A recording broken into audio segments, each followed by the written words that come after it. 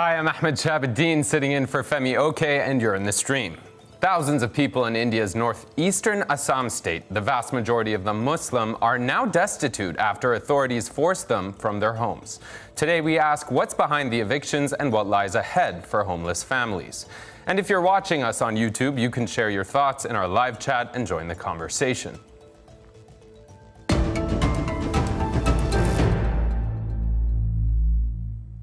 An eviction drive by Assam's BJP-led government has so far forced more than 1,200 families from their homes.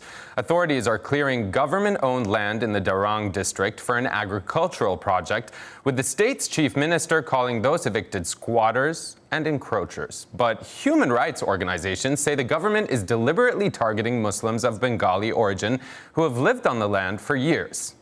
In one eviction in Dalpur 3 village on September 23rd, police allegedly shot dead 2 people as residents protested against the operation.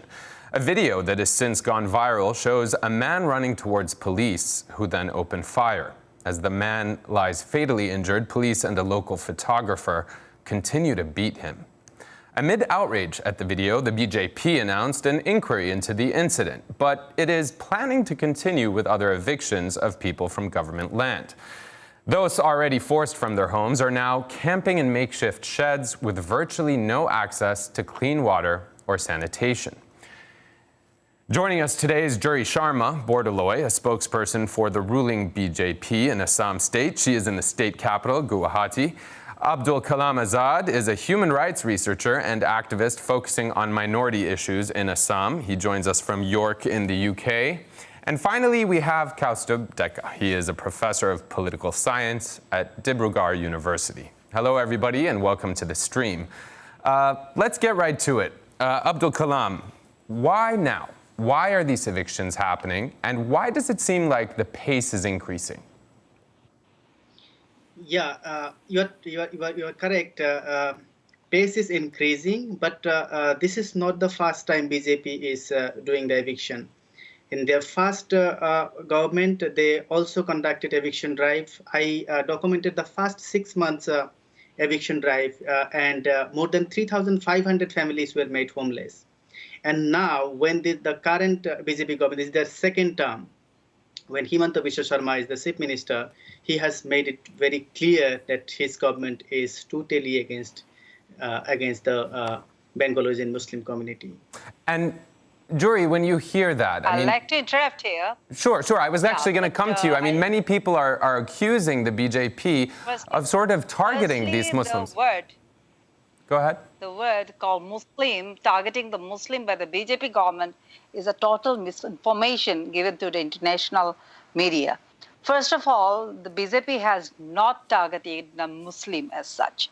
My friend, Mr. Abdul Kalam Azad, he is misinformed that the eviction which has taken place in Assam, even in the last 10 years, during the Sarvashanand Sonowal as the chief of the state, that time there were eviction in a place called Amsoy, where a lot of indigenous missing tribe people were also evicted.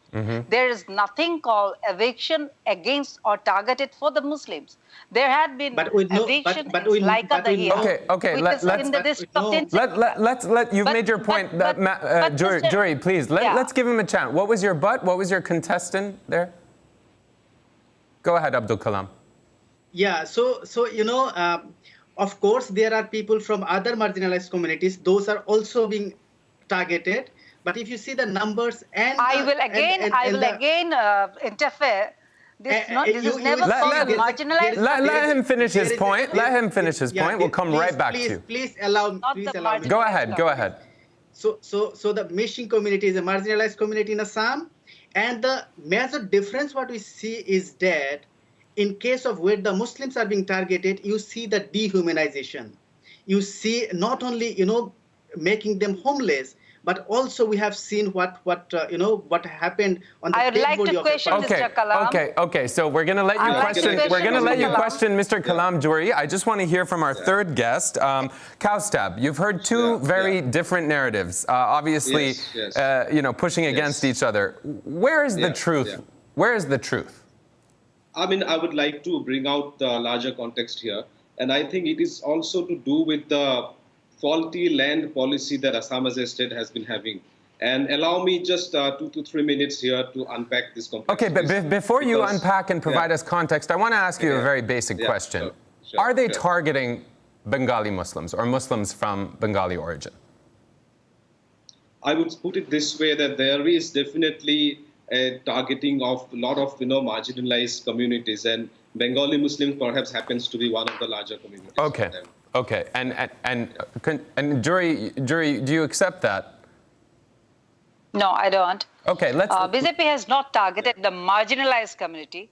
It was totally a policy of the government that the encroached government land are to be evicted, and there is nothing to be the targeting a marginalized community or any community as such. Okay, we cannot speak at the same time. Unfortunately, I'm going to have to speak the loudest. I appreciate that you're passionate about this topic. We're going to give you a chance, if you can. We have some time, so don't worry. Kaustep, I've heard different explanations as to why this is happening. You know, there's a new government in power. We're seeing these evictions increasing. Let's forget for a moment who's being targeted and the xenophobic language. Is this part of an electoral agenda? Why is this happening? What's the context that you can help us understand why this is happening? See, I mean, here I would like to go beyond just naming a party A or a party B. So, but we have to understand the position of Assam here as a state, as a region, as a historical community. And we have to see that, there are two things at play here. One is the colonial past that continues to the post-colonial times, and one is the ecological present, right? I mean, without understanding the ecology of the place, it is very difficult to get into these debates. Right. We have to understand that Assam has a very, very high rate of land erosion due to riverbank erosion, which is many times higher than the national average in India. The figure is very astounding. It is close to 500,000, 470,000 hectare kilometers over the last few decades. So it's a very high figure. So that is something that is moving the whole discourse of eviction and encroachment. There are people forever mobile communities moving from one place to another. Right. So without understanding that, we just cannot jump into a political debate by just picking up one party or the other. Fair enough. That is there. Yeah. I appreciate you bringing that up. Of course, there's an environmental aspect that's underpinning a lot of this, why people are being displaced. And if those people who are being kicked out actually are being relocated or not. I do want to hear directly from Mr. one Ahmed. of those. Juri, I'm going to come right back to you at the back end of this video. This is from an Al Jazeera package in June. It shows a family in Assam who's being evicted, speaking directly to this issue, and then I'll come back to you, Juri. Take a listen. Azharuddin and his daughter Amina pick up the pieces of the tin shack that was their home until 10 days ago. They collect the bags of ginger which he used to farm on a small piece of land. Azharuddin takes a moment to reflect before leaving the shack in India's northeastern Assam state. His family is now staying in tarpaulin tents with others whose homes were demolished by government bulldozers. We have been here for so long, all these years. I made my living working here, grew up here. My father died here. Now I have grown old. Why this happened, I have no clue. So, Juri, when you see this man saying he's been there for, decades, and these families are being evicted, regardless of the motivation behind it, what is being done by the government to protect them? First of all, when I see the videos, when you are showing that in the media, I have been, following Al Jazeera before also. The communities which you always, show in your videos are not actually the indigenous Assam. Whenever you have been projecting Assam, most of them are you are showing the Bengali origin, who are actually the immigrant Bengalis from Bangladesh. Now I will call it Bangladesh, but when we start, you must know one thing. Abdul Kalam, give her a second to finish. We'll come right to you. Continue, Juri. So continue your point. Since the independence, I mean post-independence, and after the partition of Bangladesh, that is 1971, there had been lot of immigration. And before that also, since 1950s, there had been lot of immigration. And this has been done, the unruly thing in Assam has started long back during the tenure of Sir Syed Sadullah. Jury. And that cannot be just spoken in 2 minutes or 3 minutes. Of course, Jury. Because you have to give. There is a big history. Of course, and part of what we're trying to do on this show, Jury, if you just let me explain, because you're saying that this is about Al Jazeera and what Al Jazeera focuses on in its reporting. This show and this topic is really to understand what is happening to human beings who are being dispossessed, and we're. I have one point to raise, Mr. Ahmed. When it is called like human, it is irrespective of religion or the caste or the creed. When we are saying about the eviction, it's more of the government land irrespective of religion. Right. And when it is some of the media houses when they're protecting, it's not about the hill. So Miss Jury, people on the ground who are bearing. There's an incident about Jury, if I may, people on the ground are witnessing, and there are reports, and it's not Al Jazeera only, local reports, international reports. I was just quoting one of the media. That the majority of those affected by these evictions are in fact Muslims and from Bengali origin. I want to ask you, Abdul Kalam, why is this such a controversial issue? What in your mind, you were interrupting Jury there, what in your mind is being missed in the way the international community is viewing this?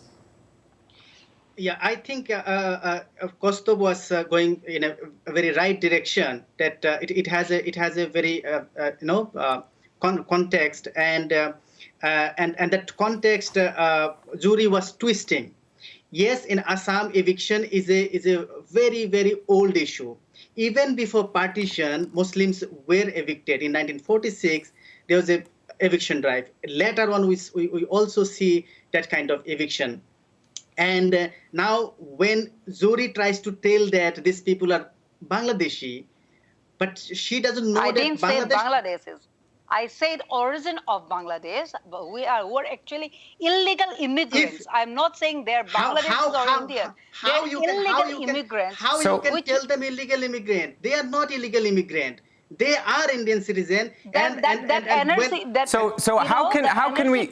Yeah, I'm coming to that point. I'm coming to that point with where Kostov left. When this large number of people are getting displaced every year, government doesn't have any plan to rehabilitate them. Rather than when these people get displaced, what they do is they do actually contest the citizenship of these people. If you see the current crisis where in Dholpur, in Darrang district, you will see that there is a multi-stakeholder, operation going on to make them, homeless. You will see that first there are certain civil society organizations. So it's clear to me that Abdul Kalam and Jury are in disagreement. I want to hear from Kaustab. Ahmed, please give me half a minute. Please give me half a minute to finish my point.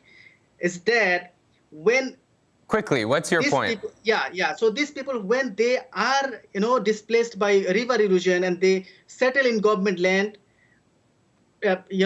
stays there for several decades. Do you really want to say, Mr. Kalam, those people who have encroached those areas in Dholpur are actually victims of erosion? I'm sorry. It's actually. I have documentary evidence. Doubt that. Go ahead. They are not I have homeless documentary people. evidence They that are not homeless and they are not being. Unfortunately, our audience and I am struggling to understand you. So I'm going to go to Kaustab. I appreciate that you're in disagreement if they have evidence to prove that they're citizens. Obviously, you disagree as to whether they are citizens. Kaustab, we have another journalist and researcher, not from Al Jazeera, Jury, just in case, this way, a local, if you will. Someone actually in The Hague sent us this, Haris Zargar. Take a listen to what he says about what we're witnessing in Assam. What we're witnessing in Assam is this violent mix of ethnic, communal and xenophobic politics.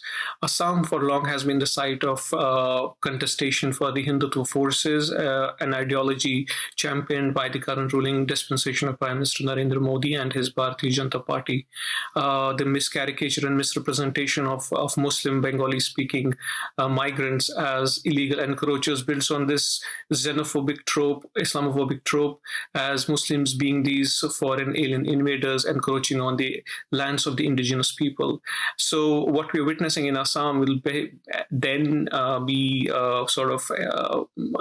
spanned across India, where Muslims would be put to test for their citizenship and basically relegated either as second-class citizens or stateless people.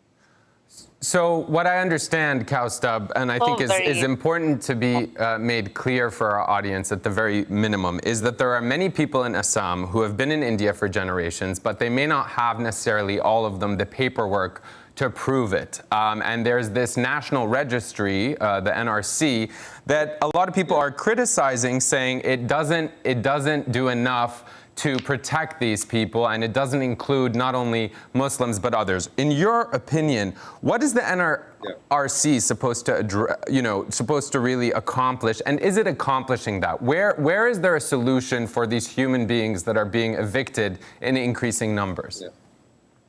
Yeah, before that, I mean, I would have my one quick reaction to what we just heard.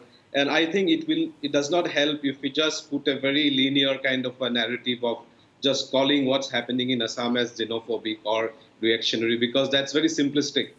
I mean, the binary of seeing everything through the complexities of two sides of Muslim versus others, that actually is not very true in the case of Assam. We have lots of ethnic complexities. We have complexities between tribes. We have complexities between indigenous versus non-indigenous. Sure. So that is not something very understandable immediately, perhaps through. It needs more time and more engagement for that. Sure. Now, coming back to your question, I mean, interestingly, NRC is one enterprise which has kind of left everybody dissatisfied. Now, even the ruling party is completely washing the hands of NRC. That's because perhaps what was the aim of NRC was eventually not seen to, be met. And what happens is that, interestingly, I mean, NRC question also, we have lots of, cooperation, you can say, or lots of goodwill about NRC, even from the Muslim population of Assam, because everybody thought that will be a document that will kind of, for once and for all, will settle the question of who's a citizen and who is not. But now, of course, we have seen that it is paperwork and bureaucratic state is very difficult. Red tape and bureaucracy is something altogether different. And perhaps because of that, now it's a complete mess and there are a lot of names missing. And now it's a sub judice matter. Well, and to your point about the names missing, Jory, there's also the 1.9 million Hindus who are excluded from the list. Before I come to you, Jory, to ask you what is actually being done by the BJP-led authorities to actually help these people that are being evicted, I want to take a quick listen to and to just demonstrate what the environmental conditions and the erosion that we keep referring to in the floods, what the actual cost of that is. This is a clip that shows what's happening just on the other side of the river.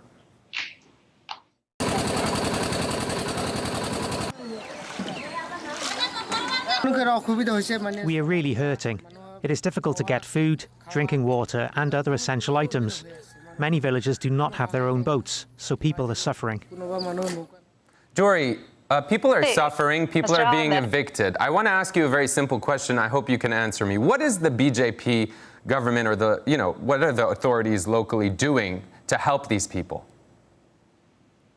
Say, this flood is our natural calamity, and this is a perennial problem in Assam. Right. Because of which people are being actually, they're not getting, they are getting dislocated from their own places. That's not at all our case, which is man-made or any party has got anything to do about it. But yes, I just want to clear one thing about the BJP. Sure. BJP is never targeting, they are not against the Muslim. When it comes to the eviction or other thing in Assam, The indigenous Muslims, indigenous Assamese Muslims are also in favor of the eviction. They have never said, or they have never gone against the government, because they have come forward, and the local authorities have always been in favor of the government for So, Jury, I have to interrupt you for one reason. I'm just going to interrupt you for one reason. I appreciate these nuances about who supports who, but one second, Abdul Kalam, please. Jury, you didn't answer my question. What is the BJP government doing to help these families that are being evicted? First of all, Dr. Himanta Biswa Sarma, who is the chief of state of Assam, he has already announced the policy of land policy in Assam. According to that, the landless people who have been evicted, they will be given 2 acres of land for their own, agricultural purposes. And it is totally a rehabilitation program is going on from the state, government, and a lot of help have been given from the central government also. And the chief of our state, Dr. Himanta Biswa Sarma, has already announced a lot of packages for these people. And in fact, the eviction which was done, that was a government land, and the people who were actually being dislocated from there were actually 66 families. But when it came to reality, there were 20,000 people, and that was all of a surprise to the government as well. Because that was not at all. Jury, Abdul Kalam, I'm going to come to you, but very quickly, I want to go to YouTube, where one of our commenters actually said, Kushal Tehran, asking, are these evicted people getting judicial support as they don't have any representation? I am from Assam. Is the government providing judicial support? Very quickly, yes, of course. And there is Abdul judicial Kalam, support being given. Abdul Kalam, you were disagreeing a lot with what Jury said. What is your biggest point of contention? What is she getting wrong? This is when in middle of a deadly pandemic, 800 homes was demolished in a single day. And after doing that... It was not in a single day, Mr. Kalam. The notice has been Jury, let's say it wasn't in a single day. Continue. Please, continue, Abdul Kalam. Finish the sentence. Abdul Kalam, we don't have time. Please continue. And what I'm saying is, from the tweet of the chief minister, he himself was celebrating that his forces have evicted or demolished 800 homes, that too in middle of a pandemic. He has not celebrated. He has said what was the propaganda of the government. He has done that. It was a propaganda you read the tweet. So I have read that, and yes. So Jury, may I just intervene here? If you would allow me for just 1 second, Jury, do you think that kind of language in the tweets? We have a tweet here, for example, from the Chief Minister Himanta Biswa Sarma saying encroached by illegal settlers, also referring to a lot of this language is very charged. Do you think that's helping the situation, Jury? I don't understand what is about it charged. That is a truth.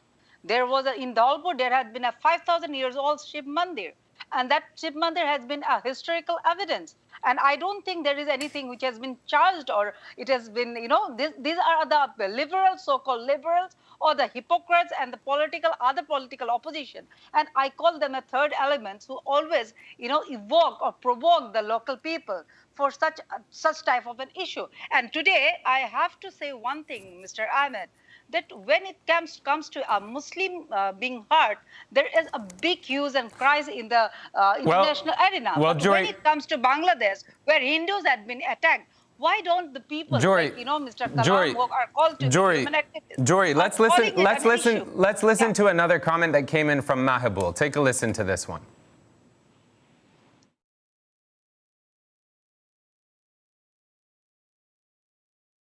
Since 2016, when the BJP government came for the first time in power in the state, they have weaponized the eviction, and the district authorities have been seen and working at the behest of the political party. Once these people are displaced. They lose their livelihood, their health facilities, their education. Their children are sometimes forced to get married early as child brides, and boys become child laborers and migrate. And then they migrate to other places. Scope of evictions is very high, which can certainly create a huge displacement, internal displacement that can result in a similar crisis like that of the NRC crisis. Thanks to our guests for joining us and for watching you at home. Thank you.